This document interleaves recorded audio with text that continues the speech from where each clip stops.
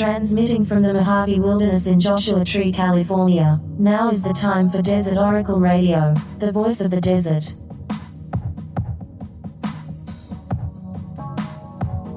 Night has fallen on the desert. And here comes Halloween. Our ancient festival as the world begins to die again. As it does at the tail end of every year, the leaves fall and decay, the green things wither, the sun hides away. And we remember the dead. Maybe on these chilly nights on the road to winter, the dead remember us. Simply because they have nothing else to do if the schoolyard chant is correct. Thanks to everybody who journeyed out the Friday last for our Halloween time show at Jacumba Hot Springs. Down on the sinister border, an enormous metal wall and ditch of horror between the rich and poor. Cutting through those sun-blasted hills and valleys, forever patrolled by the heavily armed borderland forces. And yet the Hot Springs complex, with its little town and revitalized hotel and restaurant and carefully preserved old bathhouse ruins, that's all very beautiful. And that's always the state of things. So look among the garbage for the flowers, to paraphrase a poet who knew the score. And enjoy the soundscapes by RedBlueBlackSilver.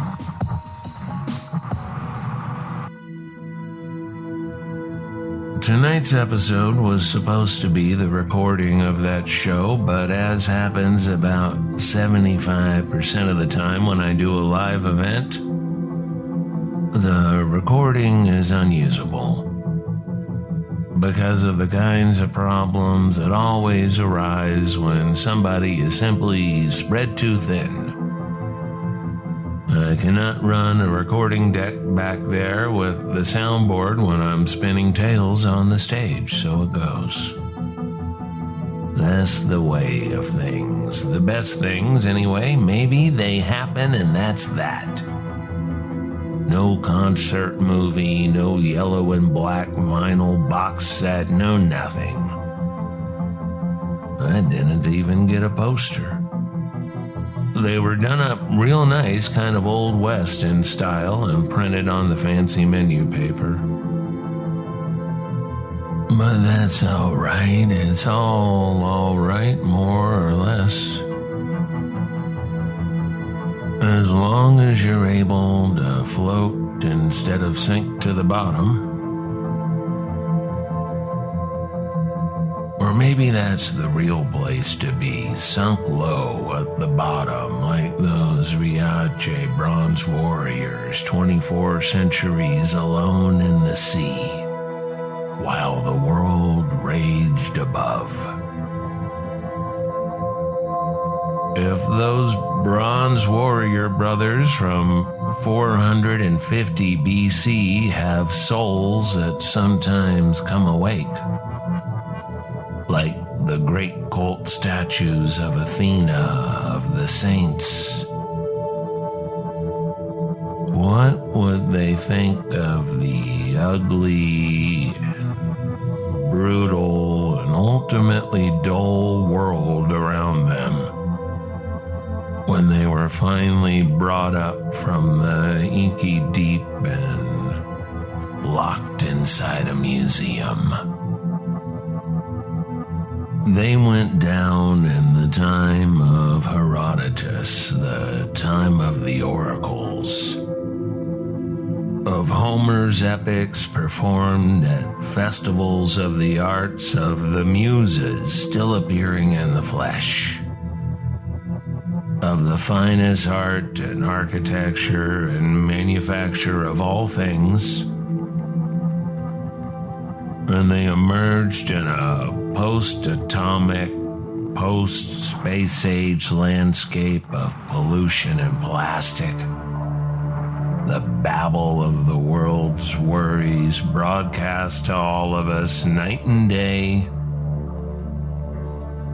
To worms in the place of men. I want to tell you the story I told to the people gathered down in the old ruins of the hot springs bathhouse last week. And the story starts with a couple of tales I'm going to read to you from the Fairy Faith and Celtic Countries, published in 1911, and my favorite book of Halloween stories. Tales of the Uncanny. A changeling musician. A family at Dalby had an idiot child, and when he was 20 years old, he still sat by the fire just like a baby. A tailor came to the house to work on a day when all the folks were out cutting wheat, and the idiot was left with him. The tailor began to whistle as he sat on the table sewing, and the little idiot sitting by the fire said to him, "If you'll not tell anybody when they come in, I'll dance that tune for you." So the little fellow began to dance, and he could step it out splendidly. After this, he says to the tailor, "If you'll not tell anybody when they come in, I'll play the fiddle for you." And the tailor and the idiot spent a very enjoyable afternoon together. But before the family came in from the fields, the poor idiot, as usual, was sitting in a chair by the fire, a big baby who could hardly talk. When the mother came in, she happened to say to the tailor, "You've got a fine chap here," referring to the idiot boy. "Yes, indeed," said the tailor. "We've had a very fine afternoon together. But I think we had better make a good fire and put him on it." "Oh," cried the mother, "the poor child could never even walk." "Ah," replied the tailor, "but he can dance, and play the fiddle too." And so the fire was made, but when the idiot saw that they were for putting him on it, he pulled from his pocket a ball, and this ball went rolling on ahead of him, and he, going out after it, was never seen again. After this strange story was finished, I asked Mrs. Moore where she had heard it, and she said, "I have heard this story ever since I was a girl. I knew the house and the family, and so did my mother. The family's name was Cubbin." A remarkable changeling story, testimony of James Cafferty, a farmer and fisherman born in Kirkpatrick 58 years ago. 40 to 50 years ago, between St. John's and Foxdale, a boy with whom I often played came to our house at nightfall to borrow some candles. And while he was on his way home across the hills, he suddenly saw a little boy and a little woman coming after him. If he ran, they ran. and all the time they gained upon him. Upon reaching home, he was speechless. His hands were altered, turned awry, and his feet also, and his fingernails had grown long in a minute. He remained that way for a week. My father went to the boy's mother and told her it wasn't Robbie at all that she saw. And when my father was for taking the tongs and burning the boy with a piece of glowing turf as a changeling test, the boy screamed awfully. Then my father persuaded the mother to send a messenger to a doctor in the north known for doing charms, to see if she might get Robbie back. As the messenger was returning, the mother stepped out of her house, and when she went in again, her own Robbie was there.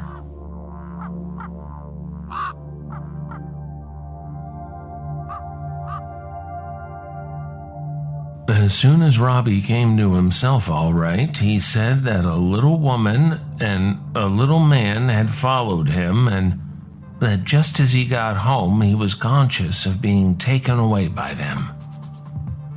But he did not know where they came from nor where they took him. He was unable to tell more than this. Robbie is alive yet, so far as I know. He is Robert Christian of Douglas.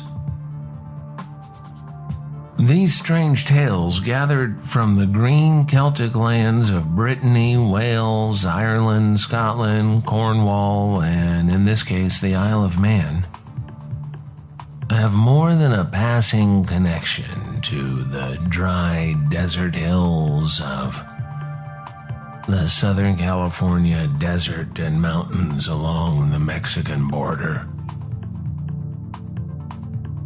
They have a strong and lasting connection, in fact, to a landmark of that very place in the backcountry of southeastern San Diego County.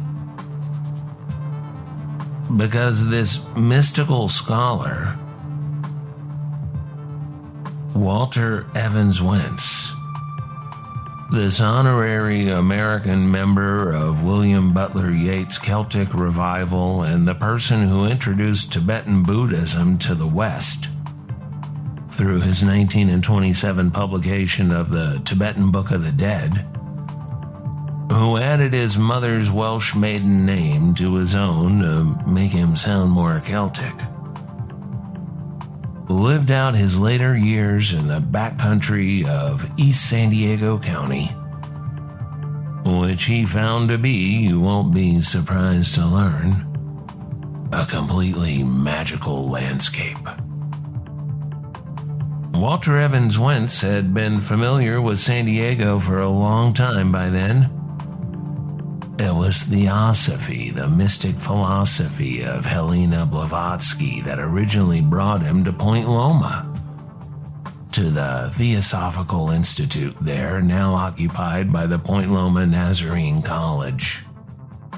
Theosophy was the original New Age movement, the original mix of spiritualism and Buddhism and yoga and supposedly secret pagan rites from the distant past. It was occult, it was Neoplatonist, it was ancient wisdom, mostly delivered by a group of interdimensional hidden masters who communicated with a Russian aristocrat, the aforementioned Helena Blavatsky, born in Ukraine and notorious as a spirit medium in New York City by the early 1870s. It was in Manhattan that she created her esoteric religion for Americans. It's when karma entered the English vocabulary, and by the 1890s there were more than 100 Theosophist lodges. But the most important of these did not exist in our realm, although we could occasionally enter. That was the White Lodge, where the ancient masters preserved the knowledge of the ages and of the future. There was its opposite, too, the Black Lodge. All of this was part of the occult revival of the late 19th century, along with the Hermetic Order of the Golden Dawn and other offshoots of Freemasonry and social clubs claiming descent from the Knights Templar. Walter Evans Wentz, born in New Jersey, was entranced by these esoteric developments. He would travel to Egypt and connect with the ancient gods and goddesses there, as the Golden Dawn's Aleister Crowley would do in 1904. By which time, Evans Wentz had moved to a more exotic locale, San Diego, Loma Land, the Theosophical Lodge and College and Commune created by Catherine Tinsley, who bought the site for what was originally called the School for the Revival of the Lost Mysteries of Antiquity. By the time Walter arrived in 1902, there was a yoga school and a Greek-style temple and an open-air theater. From there, he went to Stanford and then on to his mystical and folkloric research in the Celtic lands in Egypt and India and Tibet and Nepal. A globe-trotting life of religious practice and folkloric anthropology that would come to an end with World War II. It was 1941 when he chose San Diego again, this time for his forever home. He had a modest room in a downtown San Diego hotel, the Keystone on 6th Avenue. That was his official address. And the building was chosen for its proximity to the Central Library and the only vegetarian restaurant in town, the House of Nutrition. But he also spent a lot of time at a place he called Kuchama, what the maps call Tecate Peak. Elevation 3,883 feet above sea level. It's on the way to Jacumba Hot Springs along Highway 94 from San Diego, just across from Barrett Junction. Evans Wentz kept a mystic's cabin on the mountain, a simple structure of wood, room enough to sleep and meditate and read and write. The mountaintop had long been a sacred place for the Kumeyaay people, and Evans Wentz found most of the land held by real estate speculators, including his father, who had moved to La Mesa to partake in that main occupation of San Diego County's business community. In fact, that's what Evans Wentz did for a day job, too, just like his father. So Walter Evans Wentz purchased 3,000 acres of the mountain and surrounding brushland. If you have a Tecate beer can within sight tonight, that's the holy mountain on the beer can. All holy places, Evans Wentz wrote in 1942, in varying degrees have been made holy by that same occult power of mind to enhance the psychic character of the atom of matter. They are the ripened fruit of spirituality, the proof of thought's all-conquering and all-transforming supremacy. And Evans Wentz should know he invented much of the supposed Kumeyaay religious significance of Tecate Peak through the same well-intended exaggeration and reinterpretation of obscure rituals and memory that colored his misunderstandings of Tibetan Buddhism. But mistakes go well with any enthusiasm, and we cannot fault Walter Evans Wentz for his love of the old mountain he called Kuchama. He died in 1965, the year I was born. He spent his final months at the Self-Realization Fellowship in Encinitas, what the surfers call swamis. Walter had many close friends there, yogis and gurus and swamis he'd first known in India between the world wars. So along with the classic books that bear his name, the Fairy Faith in Celtic Countries, the Tibetan Book of the Dead, Walter Evans Wentz added one more, Kuchama and Sacred Mountains,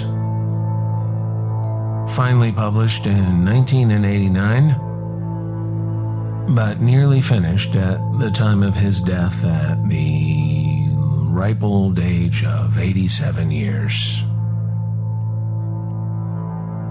If you've read Paramahansa Yogananda's classic autobiography of a yogi, the book that set George Harrison and millions of other Westerners on a path of fascination with Vedic and Indian culture, you may remember the introduction to that famous work is written by the yogi's dear friend, Walter Evans Wentz, in which he wrote these words: To its illustrious author, whom I have had the pleasure of knowing both in India and America, may every reader render due appreciation and gratitude. His unusual life document is certainly one of the most revealing of the depths of the Hindu mind and heart, and of the spiritual wealth of India, ever to be published in the West.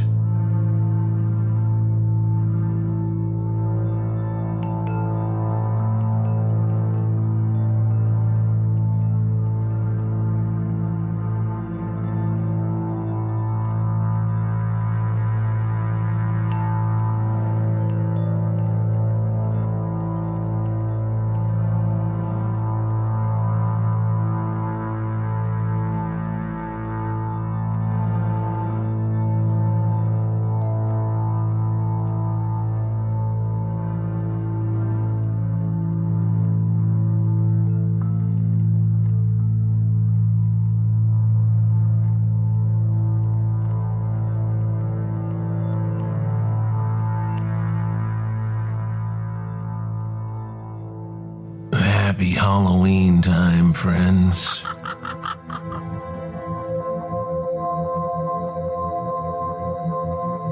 On Sunday, October 29, this Halloween weekend, I'm doing the first old-fashioned Desert Oracle campfire stories in Yucca Valley at the local pub, the Tiny Pony. This will happen out back with a campfire and everything at 8 p.m. But get there early if you want a seat. Or if you want to see. They've got good food from the kitchen and more spirits than Jack Skellington would know what to do with.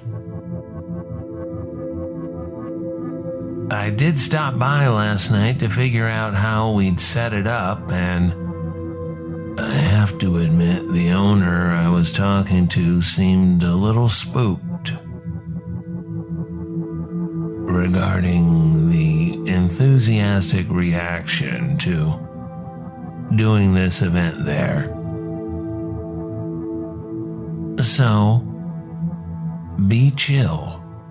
There are no tickets. It's not a theater or anything. It's a neighborhood bar with a backyard patio.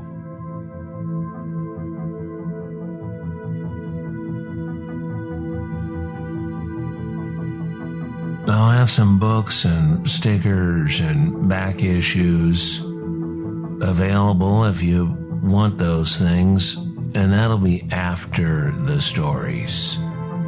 Whatever you do, have a good Halloween weekend.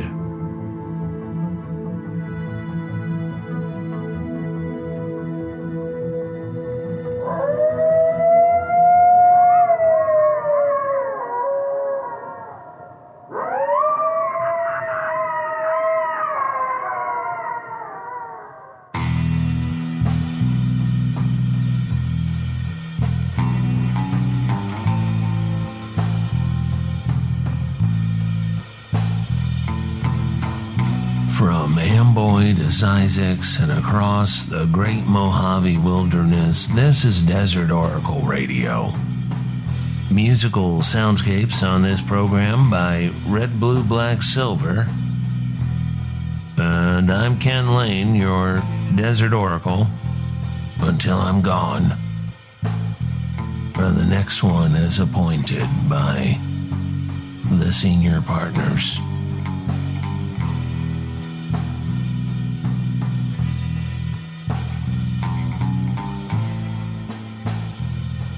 Sometimes, maybe 20 or 30 minutes away from home, you'll notice some random car on the highway, and that car will take the exact 7 turns you take because it's also going to your house. And you already know before she even gets out of the car. You already know before you open the physical or electronic letter that's either disturbingly brief or horrifically long. You know you should have stayed in the cave today, should have never left the temple grounds. I don't know what to call it, but I know it's a lot more frequent these days. Maybe it's a natural learned ability to figure out the likely result of 2 entities in a certain situation. Which way the wind blows. Maybe it's the realization that no single event or cluster of events, no matter the momentary outrage or delight or dread it causes, really matters much in the long run.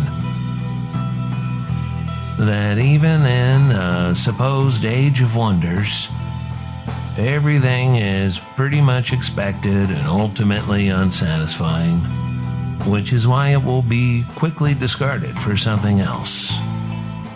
Or maybe, unlike the so-called artificial intelligence, we are eventually smart enough to understand that there really are only a couple of outcomes possible for anything. Good night from the voice of the desert.